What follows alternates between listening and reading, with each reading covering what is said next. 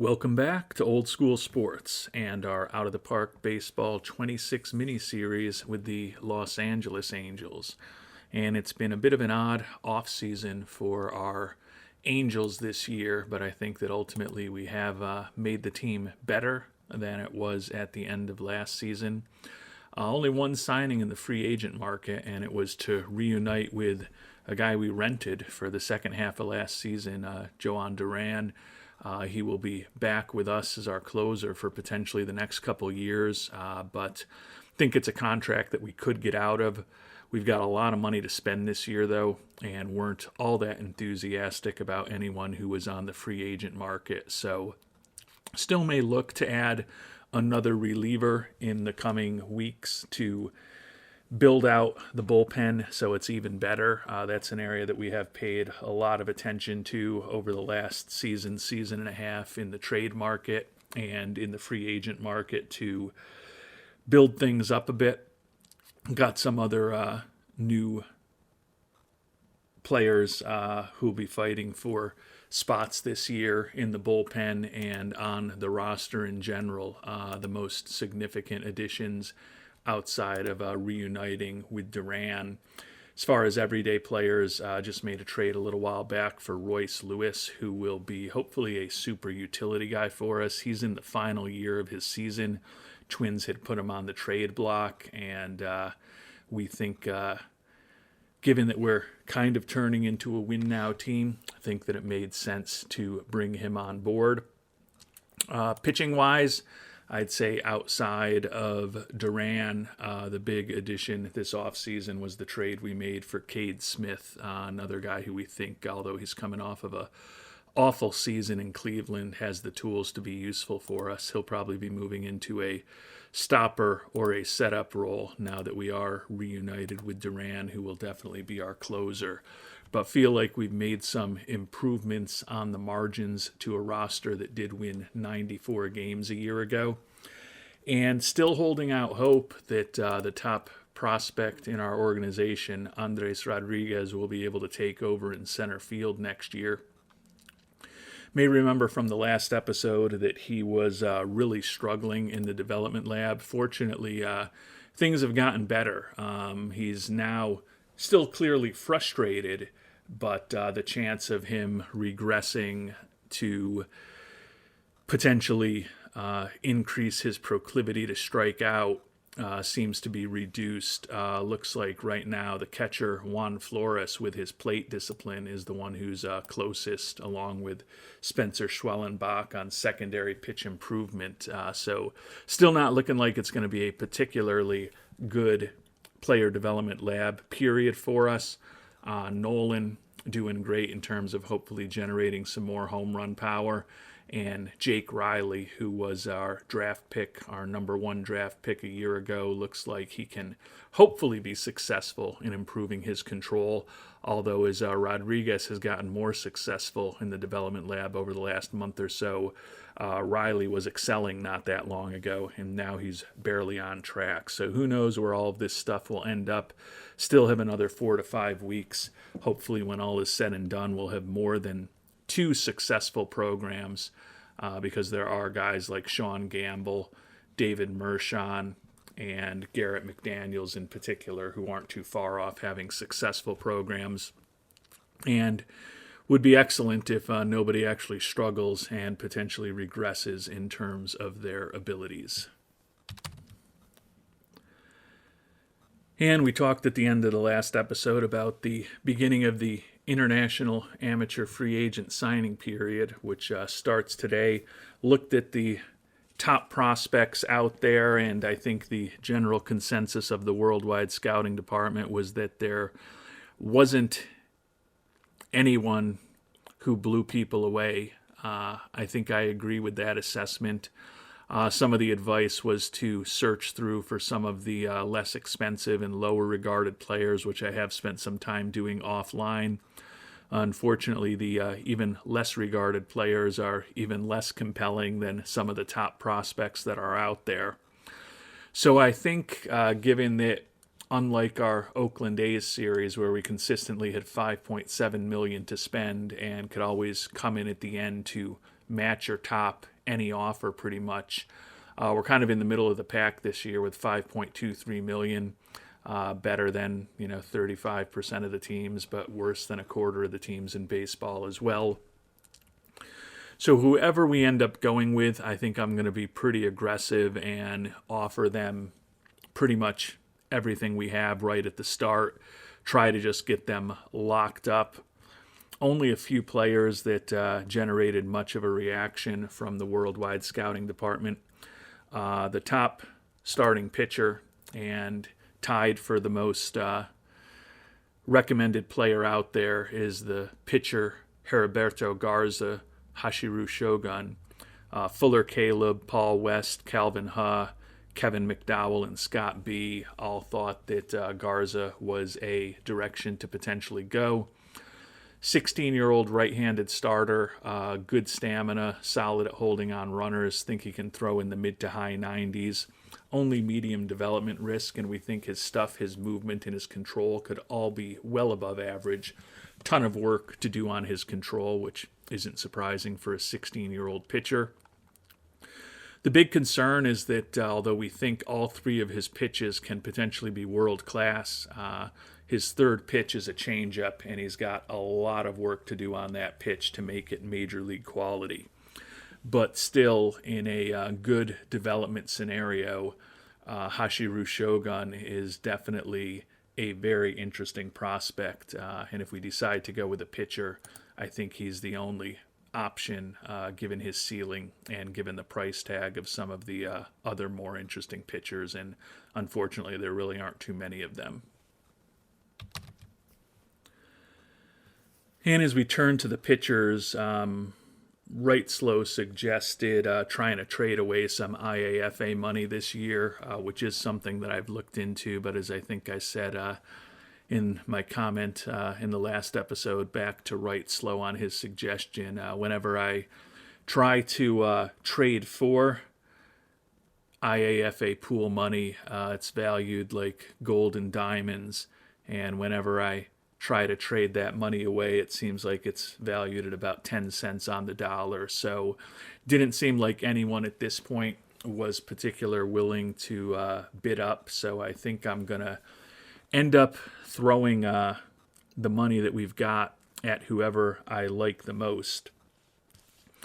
The 3 5-star ceiling everyday player prospects were the only ones that got any attention from the worldwide scouting department. I'll also just refresh with Lorenzo Perdomo, since he's a relatively clean prospect. Think he can be a little bit above average to well above average in all of the hitting categories. Solid in terms of his speed. Looks like a competent corner outfielder, and he does have high leadership and high baseball IQ. Extreme development risk, but still not the riskiest looking prospect in the world. But he is looking for more money than either of the guys that our scout thinks has higher ceilings. Right Slow would have been fine with us going with Ramon Golden Gonzalez. Third baseman. Looks like he's kind of a third baseman. Could also play first. Could play left field if we needed him to in a pinch. High adaptability and high baseball IQ, not much speed, extreme development risk. Does have the potential to have outstanding power and a really good eye if everything goes well. A lot of work to do to get there, but you'd expect that from a 16-year-old prospect. Golden Gonzalez also from a financial perspective, just looking for $2.6 million, is kind of in the middle of the higher regarded prospects. Jordan Lezo, Right Slow, and Avery Shayam both liked him. Liked the personality with the high adaptability and work ethic, low financial ambition, somewhat less development risk than the last two position players we talked about. My big concern with him is making contact and avoiding strikeouts, but his home run power and his eye could both be outstanding. And the most popular position player was Jonathan Berneau. And he was recommended by Avery Shaham, Calvin Ha, Tyler M., Kevin McDowell, and Wrightslow, who liked all the 5-star position prospects. Bernou, interesting profile defensively. Definitely kind of a natural second baseman. You would just hope that all those ratings were 10 or 15 points higher, and then you'd really have something as a second baseman. High adaptability, not much of a leader. Another guy with only medium development risk. Decent speed, and we think the bat could actually be pretty interesting. I think his contact, gap power, home run power, and eye could all be above average to well above average. That 80 gap power combined with the 65 speed could mean that he's a guy who does generate a lot of extra base hits. Left-handed hitting middle infielder is certainly an interesting prospect to consider. Unfortunately, he's the one guy of those top few that we were only able to get to high scouting accuracy on him, but we've got a very good scout who's good with internationals and highly favored tools, so feel pretty good that he has the ceilings of these players scouted out pretty well. I tend to be aligned with the worldwide scouting department. I think Bernou is definitely the guy that I would go for if I'm going to go for a position player, and if we're going to go for a pitcher, it is definitely going to be Heriberto Garza. There's strengths and weaknesses to both. As I mentioned, my big concern with Garza my big concerns are probably the control and the changeup. Everything else about him is pretty solid, so I think he could definitely be a very interesting right-handed pitcher to bring into the organization who, if he reaches his ceiling, could be an outstanding pitcher. Bernou, don't love the low leadership. Honestly, I don't love the glove for a middle infielder, although hopefully that can get a little bit better over the years. But do like the well-balanced bat, do like the speed, and think it's always interesting to have a left-handed hitting middle infielder from time to time if you can, just because can give the lineup against right-handers a little more a challenge for a pitcher if you've got a few lefties in there from positions where you're not necessarily going to see a ton of left-handed hitters. So I like them both. It is really, quite honestly, kind of a coin flip for me between the two of them. Garza and Bernou are definitely my two favorites. I don't have incredibly strong opinions between the two of them. I do like that Garza is further along. For a 16-year-old, his stuff and his movement are pretty well developed. As we talked, a lot of work to do on his control, a lot of work to do with his changeup. But we've invested a lot in coaching. We invest a lot in player development. And I think the opportunity to get someone who, if he fully develops, has ace-type skills into the organization is a little bit more attractive to me. There is an argument with him only requesting $2.8 million to offer him $3.5 to $4 million. See if we can lock him up and spend some other money on somebody else.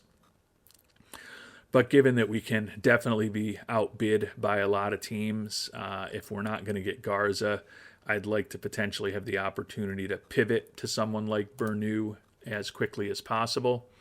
And as I noted, just not the deepest IAFA pool that I've ever seen, and tend to, in my opinion, want to use the IAFA pool for players who could be potential superstars.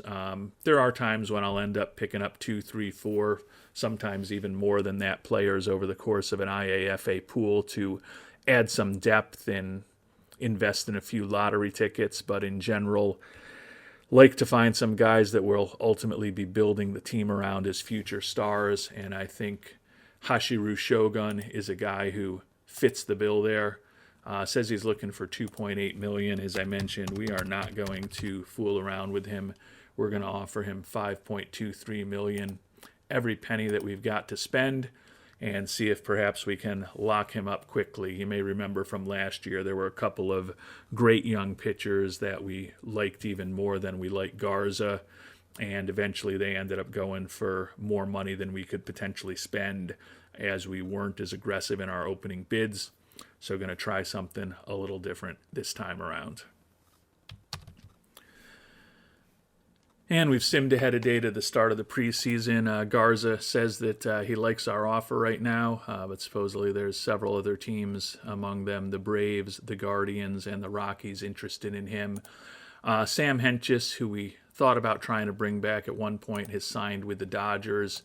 Looks like he did get 3 fully guaranteed years for $56 million total from them. So we were hoping to sign him to a shorter contract and a contract with team options. So he got a little more certainty from the Dodgers, which is unfortunate for us.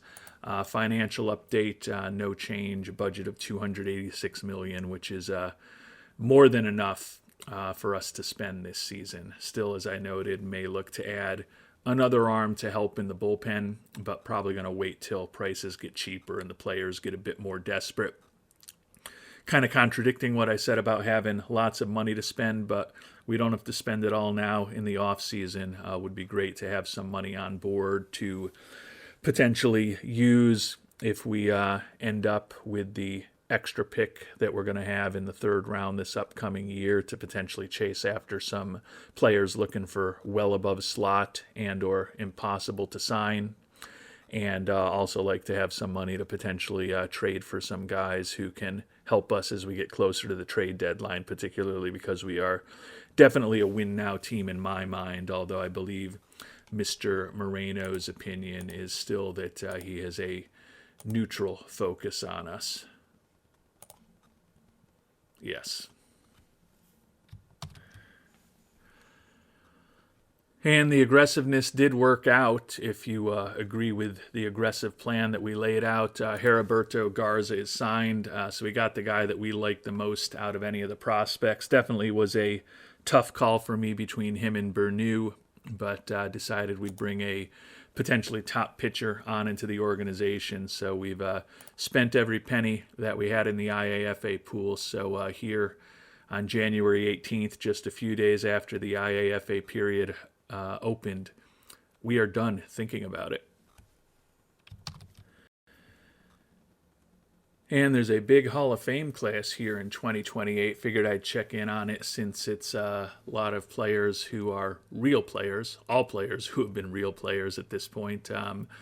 Can see that they didn't update that CC Sabathia has already been elected to the Fall and will be inducted this summer. But very impressive class with Albert Pujols, Carlos Beltran, CC Sabathia, and Alex Rodriguez making the Hall of Fame here in 2028. And as we close in closer to the start of spring training, the big relievers are all off the market now. May have waited a little too long to get somebody to add into the mix with Mr. Duran. But still think the bullpen at this point is stronger than it was a year ago. And as I noted, we should have plenty of money to bring on more help if we need it as the season moves along. And spring training starts tomorrow, a couple days away from finding how these first long journeys through the development lab have gone. Right now, Gamble and Mershon, the young infielders, although we've been playing Gamble in the outfield at the end of last season, Nolan and Garrett McDaniels all look poised to have successful programs. Unfortunately, Schwellenbach on secondary pitch improvement, which was a easier program in OOTP 25 than it appears to be here in OOTP 26. The 27-year-old definitely struggling. Hopefully he can at least get to the point where he's only frustrated over these next couple of days, and when all is said and done, come out of the development lab with no harm, no foul. And a 0-0 tie for us on opening day. But the good news is we ended up having a big rally at the end somehow. 5 programs were successful or outstanding, and none of them with a poor result. Definitely a bummer that Andres Rodriguez top prospect in the organization, did not improve his generate bat speed program. But if you remember when we checked in on him about 2 months ago when we got the mid-program report cards, he was really struggling, and it looked like he might actually strike out more because he was swinging so hard. So good that it ended up at least being neutral for him, although it was clearly a waste of time. Happy to see some success for Jake Riley in the improved control program. Current control improved by 5. You'll remember he's the player that we picked 14th overall last year out of Stanford. Don't love a lot of those personality traits, but we figured we were going to hit him hard in the development lab and with our coaching and a big player development budget and see if we can overcome his natural tendency towards laziness. Sean Gamble, the young infielder, improves his 2-strike approach. Current avoid strikeout rating improved. So good to see some improvement from the 21-year-old there, another former first-round pick.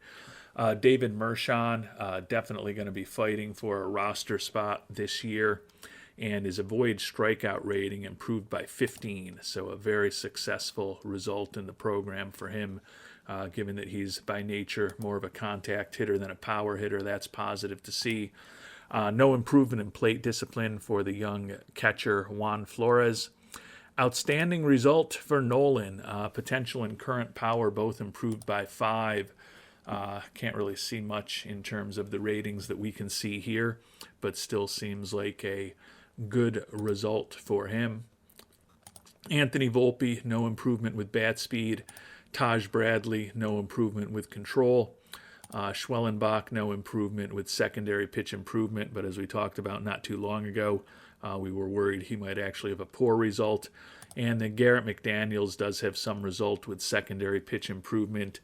His current slider improved by 5. His potential slider also improved a bit. So he's one of the important lefties in our bullpen. Good to see some positive results from Mr. McDaniels there.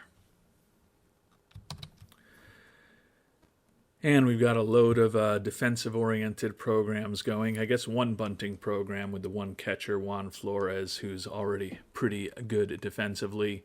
Putt Rodriguez working on his outfield defense. The hope is that maybe we can make some progress with that error rating in particular. Sean Gamble working on infield defense.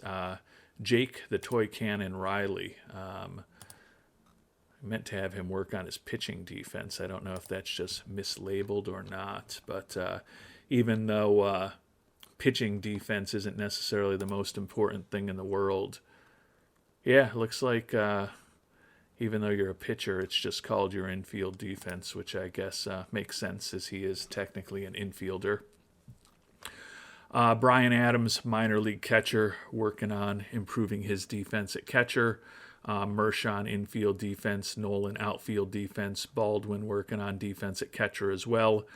And then joining the Toy Cannon working on infield defense, Royce Lewis, who we're trying to turn into more of a super utility guy. Right now, the only position he's trained up to play is third base, but he's playing both left field and second base in spring training. And then Vlad Guerrero Jr., we had an outstanding infield defense result with him a year ago. We're going to push the envelope again and see if we can roll the dice and maybe get a even better infield defense out of a guy who we're counting on for a lot of offense as well. And in the early stages of spring training, got a couple of injuries. Ben Joyce, who's been injured since last year, still has another 5 weeks till he's going to be ready. So hopefully he'll be ready for a rehab assignment about the time the minor league seasons are getting underway. Starting catcher Drake Baldwin, unfortunately day-to-day with a sprained thumb for about 3 weeks. We'll probably put him on ice for a while. No need to really push things too far with him. And then third baseman Felix Morabel, 22-year-old who made it up to high A ball last year in camp. Unfortunately, he's got some elbow inflammation, going to keep him out for 6 weeks. So his spring training and his first spring training with a major league team at a major league camp is officially over.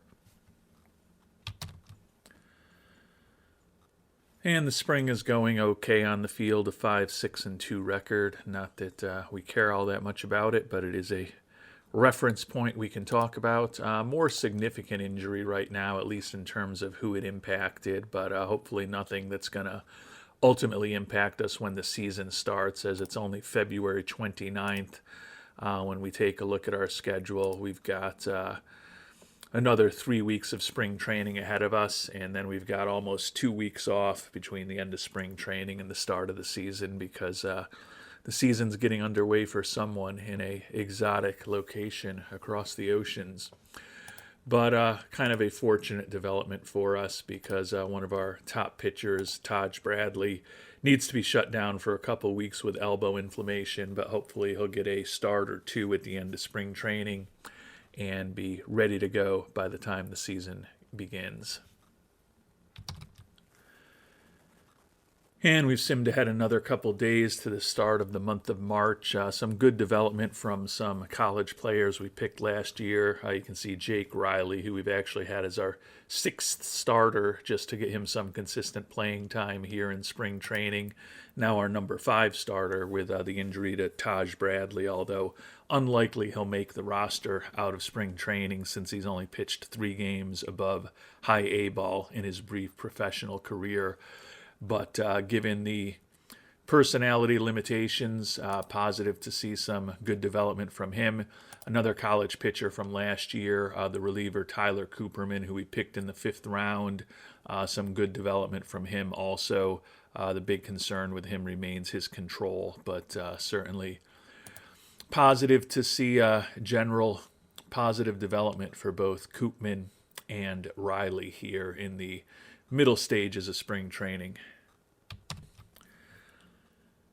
And we're at about the midway point of our second trip through the development lab with the shorter programs. Andres Rodriguez looks on track to improve his outfield defense. The catcher Juan Flores on track with his bunting drills. And Jake Riley, the pitcher we were just talking about, working on improving his defense. Unfortunately, 2 guys are really struggling. Drake Baldwin working on his defense at catcher, and Sean Gamble working on his infield defense, both having some problems here in the early stages. And you can see it looks like Sean Gamble in particular is really hurting, and Drake Baldwin even worse. Those guys are both having a heck of a time improving at all. So that is certainly, as I sometimes say, not optimal. It sounds like Gamble working on drills, rough time, not expecting him to make any lasting progress. Doesn't really say that there's going to be any potential significant issues. Baldwin also unlikely that he makes any tangible improvements. Difficult nature to improve at catcher. Don't think there's any point in ripping him out. Very low probability, I would think, that they go from struggling to a successful program, but they didn't really indicate that there was a likelihood that they were going to regress significantly. So we'll keep everyone in their programs, and we'll keep moving through spring training. And we ended up playing much better over the final few weeks of spring training, finishing with a 16-10-2 record. Roazni Contreras, 3rd in wins. Cade Smith and Joan Duran, both on the league leaders in terms of saves. As we talked about earlier, Duran likely to be the closer, Smith likely to get a stopper or a setup role for us for this season. 1 day left in the development lab, and still definitely some issues. Drake Baldwin is clearly not going to be successful in his defensive program at catcher. A lot of mediocre results, it looks like. The young pitcher, Jake Riley, excelling, improving his infield defense. The catcher, Juan Flores, is on track with bunting drills. And then importantly, Put Rodriguez improving his outfield defense, and looks like he's ultimately going to excel there.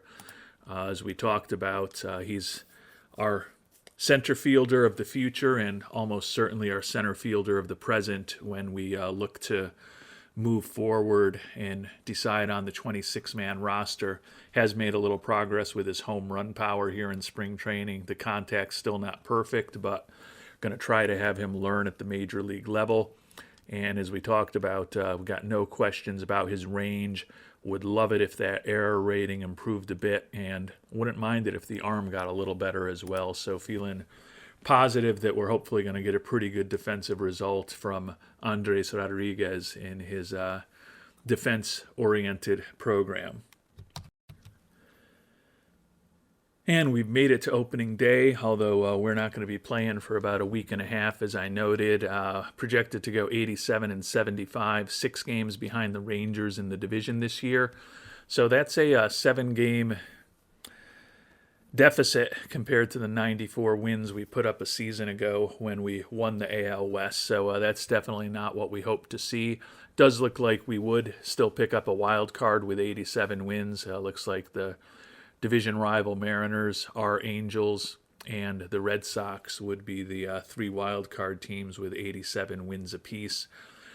Definitely hope that we make it to the playoffs this year. Artie Moreno does now expect that we should at least reach the playoffs. We'll take a look at those defensive programs.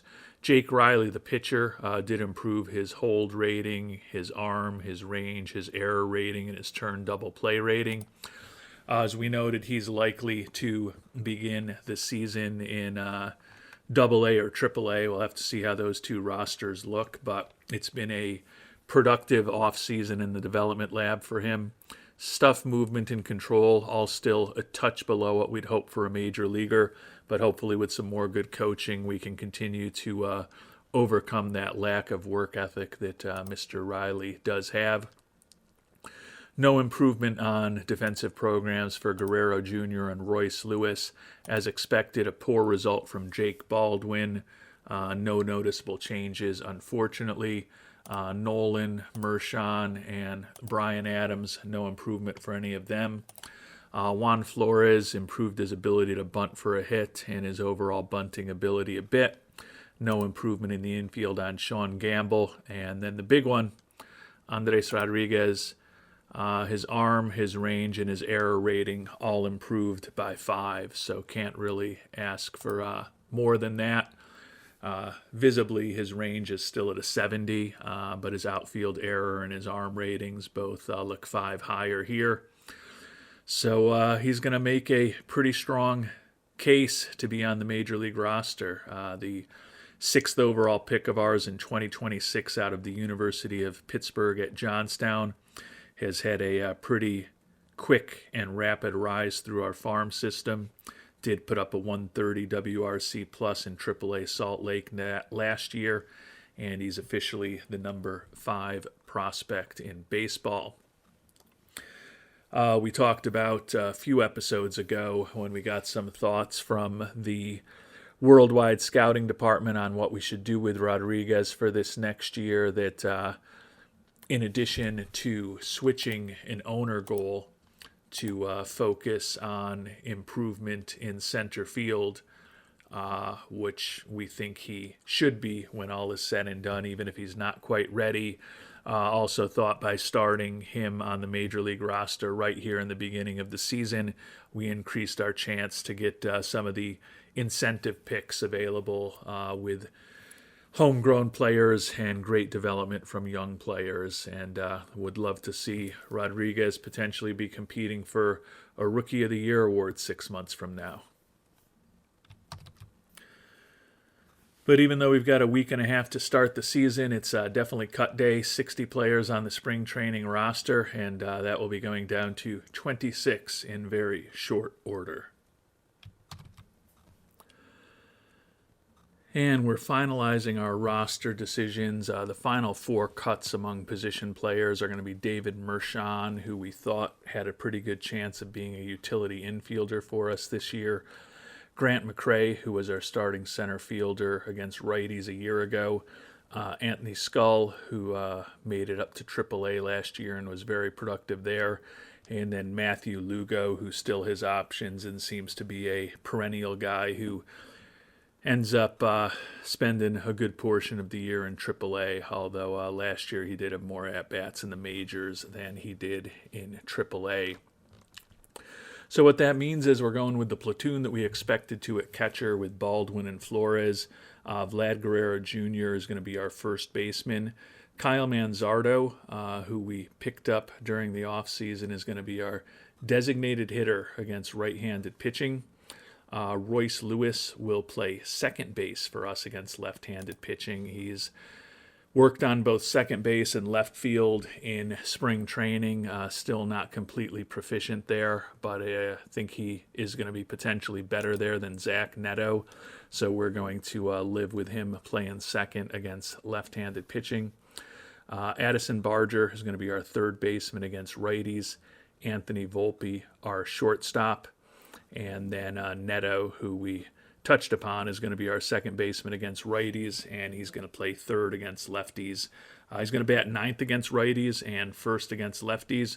We're going to do the exact opposite with the young center fielder, Andres Rodriguez. He's going to lead off against lefties and then bat number 9, lead off against righties and then bat number 9 against lefties. He does not look remotely ready to face major league left-handed pitching, but if he's going to be up here, we're going to play him every day and try to develop him as well as possible.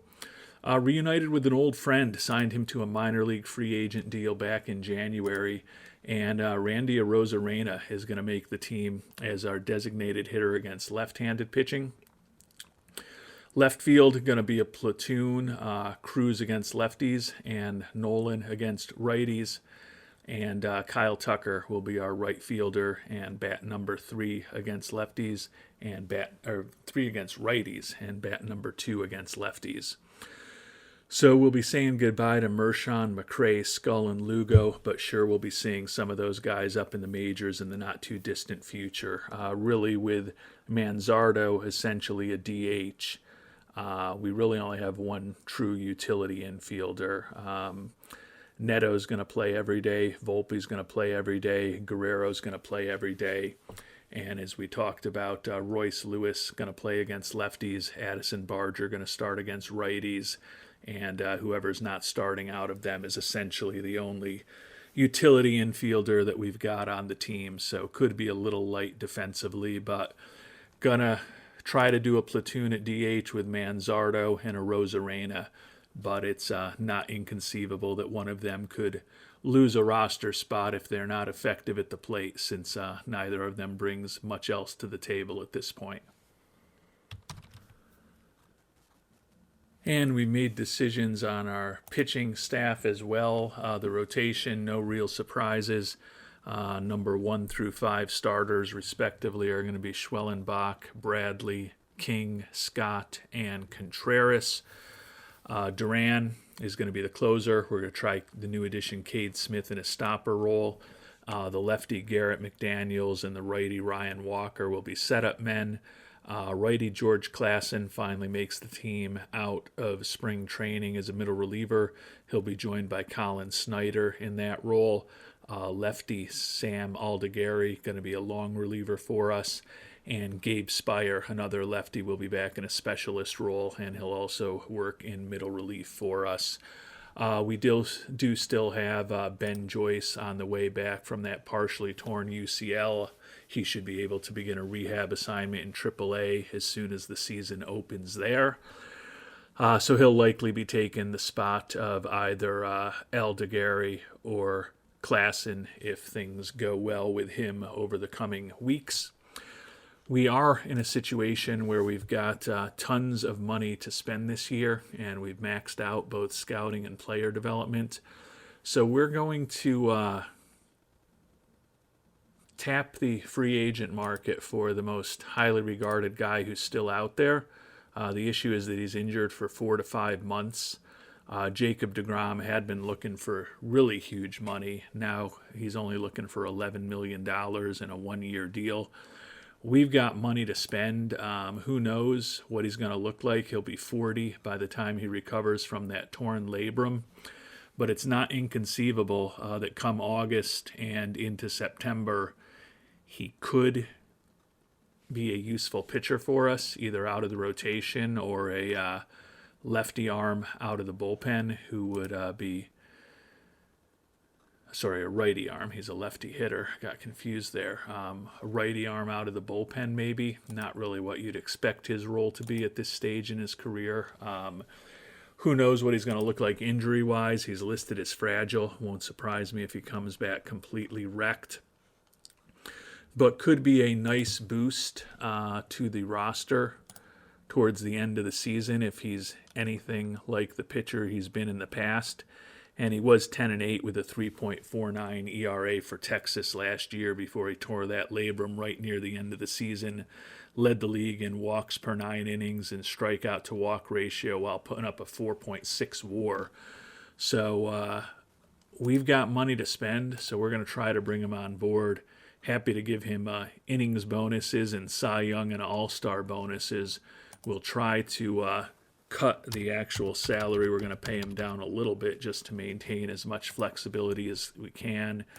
We'll increase the bonus for the Cy Young Award. I wouldn't think that he would be dull enough that this would trick him, given that he knows he's going to miss most of the season. But we'll pump up the incentives, try to cut the guarantee down to $9 million and see what DeGrom has to say. And he is willing to think about it. So it's a flyer, but it's money that we've got to spend. If DeGrom ends up pitching for a month and a half in the regular season for us and helps us to a long run in the playoffs, $9 million for him may not be a bad investment. And with that, we are ready for the 2028 season to get underway. As I noted, it's opening day today, but we've still got some time. Going to be 9 days until we begin the season at home against the Mariners. And we'll find out how opening day goes and how the beginning stages of the season and Andres Rodriguez's career goes in our next episode. Until then, thanks so much for watching and hope you have a great day.